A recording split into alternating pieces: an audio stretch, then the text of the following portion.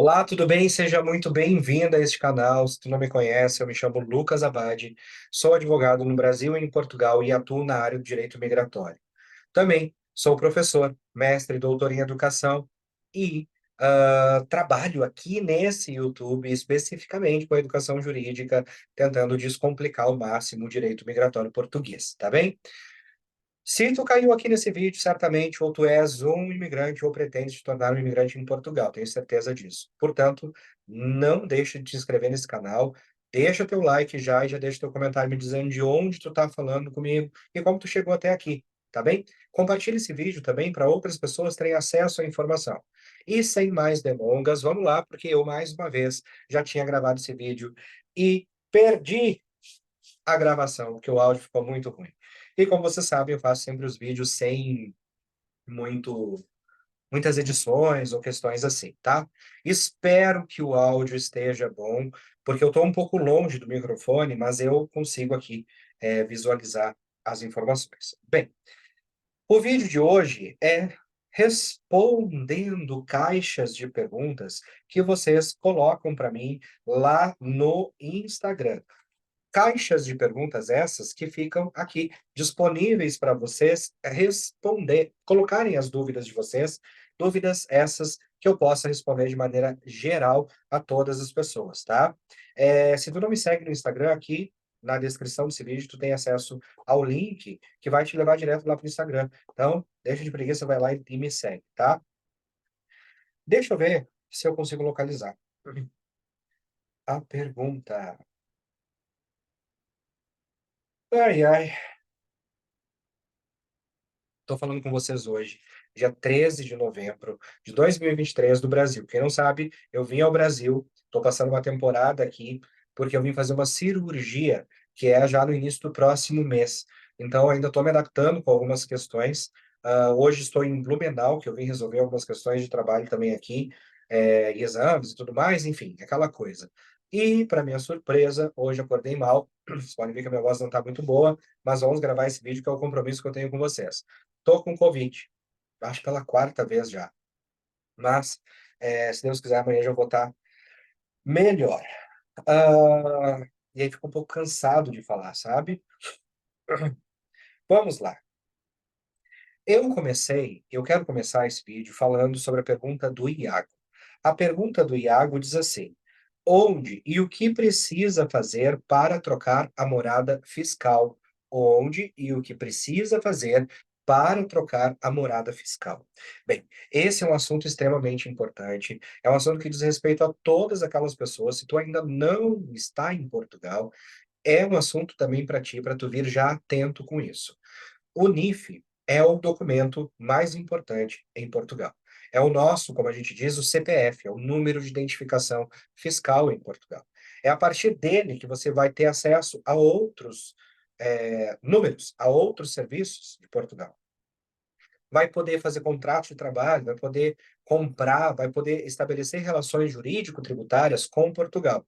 Então, você não existe para Portugal se você não tiver o NIF. Tal é que o NIF é um dos primeiros documentos que nós organizamos e deixamos eles prontos para o teu pedido de autorização de residência. Bom, fazendo essa introdução sobre o que é o NIF, eu agora tenho a necessidade de te falar sobre uma coisa. Peraí, deixa eu só puxar. Eu acho que eu vou precisar puxar esse microfone para cá. Porque eu tô aqui, ó, aqui tô eu, ó, gravando e falando com vocês. E aqui tá o microfone, só que eu não posso mexer ele. Não vai cair aqui tudo e aí vai dar confusão. Peraí. Só me organizar aqui. Pronto. Porque eu acho que fica melhor o áudio assim, que eu fico mais perto do microfone, tá? Bem, vamos lá. O que que eu preciso fazer quando eu já estiver em Portugal depois de 6 meses ou com o título de residência? Então, atenção, porque esses são os requisitos para você alterar a morada fiscal. A morada fiscal nada mais é do que o local onde você presta contas para o Estado do dinheiro que você movimenta, dos impostos e tudo mais. tá bem? Então, o domicílio fiscal, quando você sai do, vamos dar o exemplo do Brasil aqui, você sai do Brasil, o domicílio fiscal segue no Brasil. Você só consegue e você só pode solicitar a saída definitiva do domicílio fiscal do Brasil depois de não estar mais no Brasil 183 dias, ou quando você tem corridos, né? Ou quando você tem já o ânimos definitivo de residir fora. Ou seja, se você tem um título de residência, você pode já trocar o seu domicílio fiscal para lá. Vou falar dessa forma, porque esse vídeo não é para explicar questões fiscais. Depois eu posso fazer um vídeo que o assunto é bem mais pesado para explicar a vocês as questões fiscais, os impactos fiscais que nós temos em manter domicílios fiscais em ambos países, ou transferir, ou ter somente um país com domicílio fiscal. Tudo vai depender da relação jurídico-tributária que eu quero estabelecer com aquele país, ou que eu devo estabelecer com aquele país. Se está muito complexo para ti, a única coisa que tu precisa entender para responder a essa dúvida, como fazer a troca do domicílio fiscal, é você, primeiro, precisa preencher um desses dois requisitos. Ou ter o domicílio, ou ter a residência habitual por mais de 183 dias. O que que significa? Que você deve comprovar, através de contrato de trabalho, de contrato de arrendamento, enfim, de atestados de junta de freguesia, que você reside em Portugal, independente de título, essa deveria ser a regra, para pedir a sua troca do domicílio fiscal. Mas nós sabemos que, em muitos casos, algumas lojas das finanças não aceitam somente com isso, senão com um título de residência válido. Pronto. Este é o outro requisito. Se você, mesmo que não tenha concluído ainda, cumprido ainda o seu prazo de 183 dias como residência habitual, e você já tem o título de residência, você pode também trocar o seu domicílio fiscal. É duas formas são as que são possíveis para fazer essa troca, de maneira presencial ou através do pedido solicitado pelo e-balcão. O e-balcão é um sistema de contato direto com a autoridade tributária e financeira, que é a autoridade tributária que você tem acesso no seu portal das finanças. Então você tem que dar uma pesquisada lá a respeito disso para poder entender como que vai funcionar tudo isso, tá? Uma outra questão é que, se você já tem o seu título de residência, o cartão, a RCPLP, certificado de residência, qualquer situação, você pode agendar também, né, ou pedir pelo e-balcão, ou agendar presencialmente no balcão das finanças mais próximo da tua residência, na loja das finanças mais próxima da tua residência, e levar todos esses documentos que eu falei. Se não pegou, volta um pouco o vídeo e anota todos estes documentos e solicitar a tua alteração da tua morada fiscal, do domicílio fiscal. Atenção com uma situação, muita atenção com uma situação. A alteração de domicílio fiscal, ela deve ser feita para que vocês não tenham surpresas quando forem fazer a declaração do imposto de renda, do IRS, com efeitos retroativos. A declaração deve ser solicitada, essa troca de domicílio fiscal ou essa alteração de domicílio fiscal deve ser solicitada com efeitos retroativos. Por quê? Porque quais são os impactos de eu não alterar o domicílio fiscal?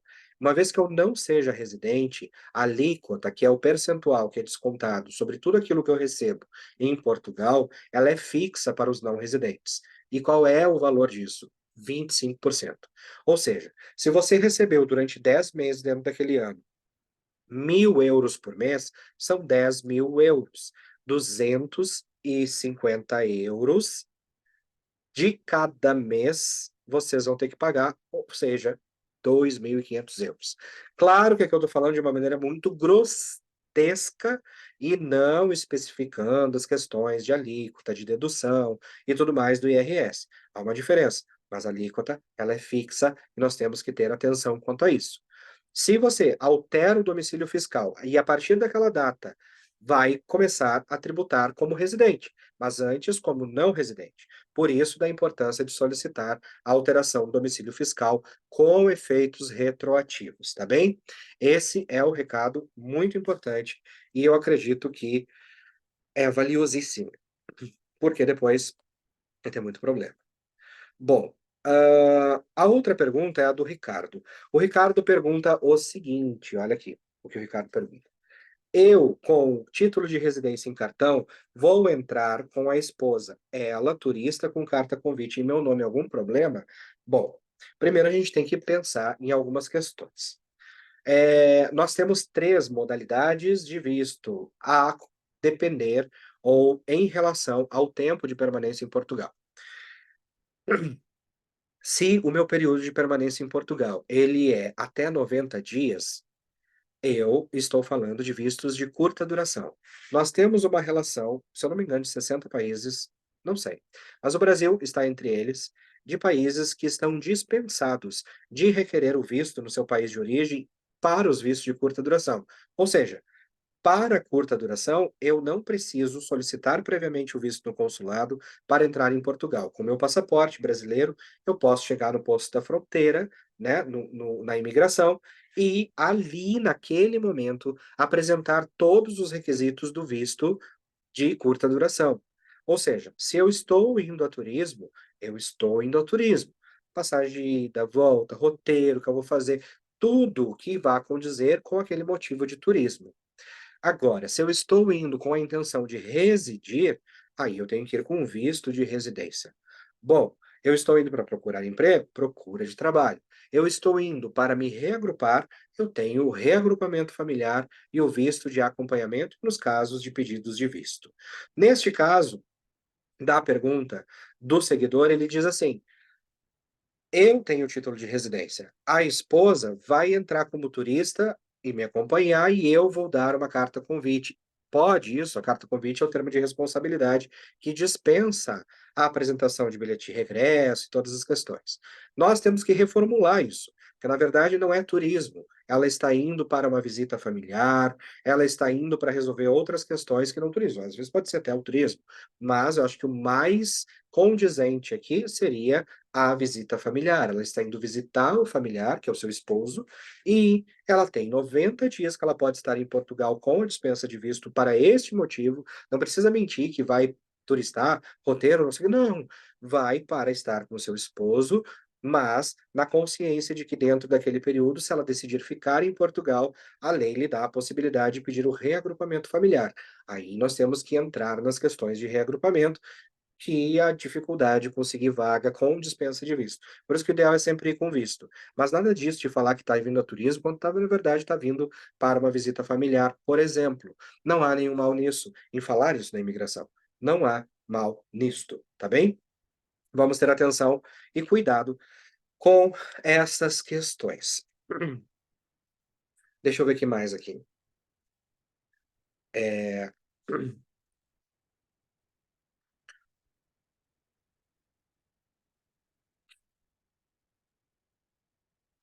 Fiz a minha residência e estou à espera de chegar. Vou ter algum problema com o fim do CEF? Não.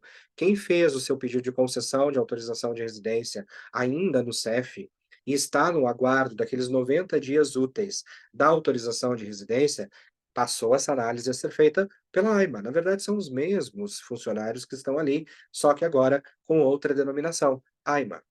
Ah, Mesma situação aqui, outra pergunta sobre a R. Pedido da R a partir do visto de procura de trabalho já faz 3 meses. Nada do cartão. Devemos aguardar? Sim, porque o prazo legal para decisão deste pedido de concessão de autorização de residência é de 90 dias úteis. O que que é possível fazer? Ligar para o CEF para ficar sabendo, atolando mais ainda as linhas de atendimento, enquanto outras pessoas precisam ligar para ter outras informações, fazer um agendamento. Calma, isso só vai aumentar a tua ansiedade e congestionar todo o sistema. O prazo é 90 dias úteis. Tem pessoas que recebem 10 dias corridos? Tem. Tem pessoas que recebem 90 dias úteis? Tem. E não há nenhum ou qualquer problema receberem 10, 20, 30, 60, 80, 90 dias úteis. Estão dentro do prazo de concessão, de análise desse pedido, quando os 90 dias úteis estiverem transcorrendo ainda. Quando passar, aí que começa a vir o problema. E a preocupação. Passaram-se já os 90 dias úteis, quais são as situações? O que que eu posso fazer? Bom, eu não vou falar aqui porque senão vai demorar muito, mas tem um vídeo nesse canal que fala sobre a RCPLP em eterna análise, né? Que tem muita gente com a RCPLP com problema de demora, inclusive mais de 90 dias úteis da análise do pedido, e nós vamos então recorrer ao Código de Procedimento Administrativo para aplicação de um recurso hierárquico administrativo pela omissão ilegal que o órgão está fazendo. Na verdade, ele está omitindo, né? Não está fazendo. Então, para que esse órgão possa. E aí sim, aí nós temos uma ferramenta legal para verificar o que está acontecendo, né? Vamos só mais duas perguntas e eu encerro por aqui. Doutor Lucas, vamos a essa última pergunta. Quando chega o visto de procura de trabalho, tem que ir logo ou tem algum tempo ainda depois da emissão do visto? Bom, aqui, por isso que eu vou parar nessa pergunta, porque aqui vai ficar um pouquinho longo o que eu vou explicar para vocês, e é até bom, porque eu não consigo explicar em 1 minuto nos stories do Instagram isso aqui. Então, assim, a Iracema faz essa pergunta e ela questiona: o visto para a procura de trabalho, ou qualquer outro tipo de visto, vou colocar aqui, eu preciso ir para Portugal assim que o visto é liberado, obrigatoriamente, ou eu tenho um tempo para isso acontecer?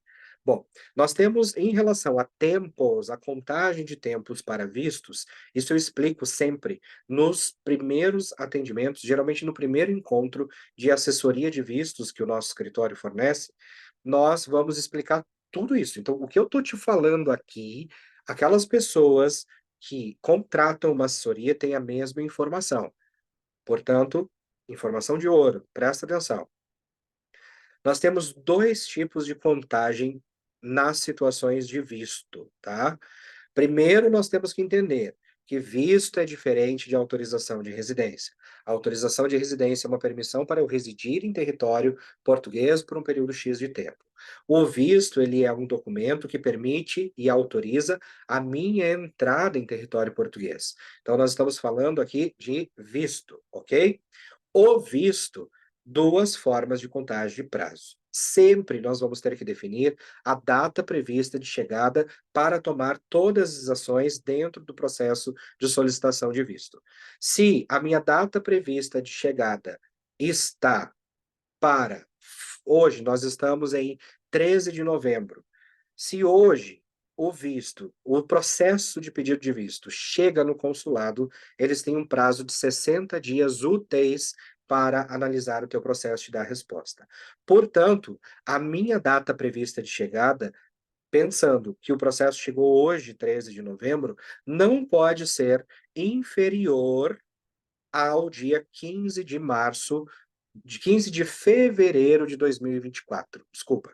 15 de fevereiro de 2024, que eu vou ter ali 63, 65 dias úteis, um prazo legal, tá? Por que que eu tô falando isso? Porque se o pedido do visto, quando da data prevista de chegada, ele é contado regressivo, em contagem regressiva, retroativo, né, para trás. Então eu coloco lá 15 de março 15 de fevereiro de 2024, eu tenho que fazer a solicitação do visto e ele deve estar já no consulado no máximo, por exemplo, na data de hoje, 13 de novembro. Ou seja, eu tenho que ter uma janela de no mínimo 60 dias e no máximo 90 dias, e aqui estamos a falar de dias úteis para o requerimento da tua solicitação de visto. Bom, daquela data prevista de chegada para frente, nós contamos dias corridos e nós vamos chegar até o vigésimo dia. Meu Deus, não sei mais falar números originais. Até 120 dias depois, tá? Então, assim, da data prevista de chegada para frente, que é a validade do visto, são 120 dias corridos. E da data prevista de chegada para trás, são contados em dias úteis, no mínimo 60 dias de antecedência, ou no máximo, desculpa, é os 60 dias de antecedência que eu tenho tem que estar já no consulado a documentação. Eu não posso encaminhar os documentos para a VFS com 60 dias úteis de antecedência, porque esse processo muito provavelmente vai ser negado e vai ter que voltar para tu fazer toda uma correção. Então, eu sei, para nós é muito mais fácil entender, porque é um procedimento comum que a gente faz. Então, todos os dias a gente atende clientes e organiza processos. em relação a isso, e por isso da importância de você contratar um profissional habilitado, advogado ou solicitador em Portugal. O resto é tudo procuradoria ilícita, tá? Então, assim, vocês vão estar sendo coniventes com um crime, que é a procuradoria ilícita, em Portugal, contratando pessoas que não são habilitadas para isso, e aí tem que assumir, né, as consequências do erro que vocês cometem. Como tu assistiu esse vídeo, tu já sabe que o que não é advogado ou solicitador em Portugal não pode prestar assessoria de visto e é uma procuradoria ilícita, e se vocês contratarem, aí é por conta e risco de vocês. Bom, mas o que eu quero dizer? Contratem um profissional habilitado se vocês não se sentem seguros em fazer o processo. Respondendo a pergunta da Iracema, eu preciso ir já imediatamente na minha data prevista de chegada? Não, você tem 120 dias. Lembra que eu disse que o visto, ele é um documento que permite, autoriza você entrar em Portugal? Pois então, vocês vão ter 120 dias corridos a partir daquela data prevista de chegada que vocês informaram no formulário de pedido de visto. Então, muita atenção e muita cautela com isso. Daquela data até o dia 120, corrido depois, vocês podem entrar em Portugal. O visto para procura de trabalho, uma vez só, permite a entrada. Os vistos de residência em geral, duas entradas. Pode entrar, sair e entrar de novo, entendeu? Bom, ficamos por aqui. Obrigado pelas perguntas que vocês colocaram. Se vocês tiverem dúvidas, vocês podem colocar aqui nos comentários, compartilhar esse vídeo, deixar o teu like se não deixou o teu like e me segue lá no Instagram. Também, tu tens aqui os contatos do meu escritório, WhatsApp e tudo mais, e-mail, nos contatos aqui no link que está na descrição desse vídeo, tá bom? Fico esperando o teu contato, fico esperando o teu comentário e esperando o teu compartilhamento desse vídeo, te esperando até o próximo vídeo. Até mais. Tchau, tchau. Vamos nos falando e fui. Beijo para vocês todos. Tchau.